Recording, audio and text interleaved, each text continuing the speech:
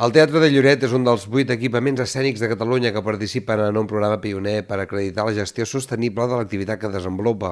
Aquest programa és una auditoria mediambiental que pretén reconèixer tots els equipaments que apliquin aquesta gestió amb un distintiu.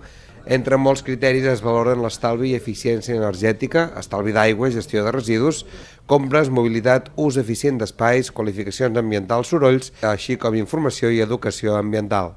Però hem de tenir alguns criteris en llum, és a dir, hi ha d'haver un estalvi energètic,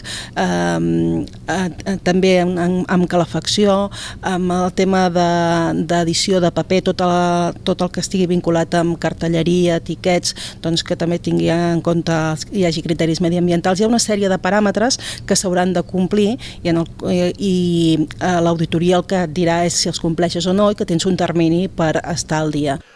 Un cop passada l'auditoria, l'equipament obté un distintiu de garantia de qualitat ambiental. Aquest és un sistema voluntari de qualificació que identifica i certifica de manera oficial que el servei que s'ofereix té una afectació menor sobre el medi ambient i que compleix criteris de sostenibilitat mediambiental. En funció dels equipaments que tinguin aquest distintiu de qualitat, a l'hora de demanar subvencions per temes d'aparells o de maquinària del teatre, tindran en compte els equipaments que tinguem aquest distintiu. Els equipaments que participen a la prova pilot, a més del Teatre de Lloret, són el Teatre Nacional de Catalunya, el Mercat de les Flors, el Liceu, l'Arc Santa Mònica, el Teatre Auditori de Sant Cugat, el Teatre de Granollers i la Perera de Lleida. A finals del mes de juny es començarà a desenvolupar l'auditoria mediambiental en aquests espais, que ha de certificar-ne l'explotació sostenible.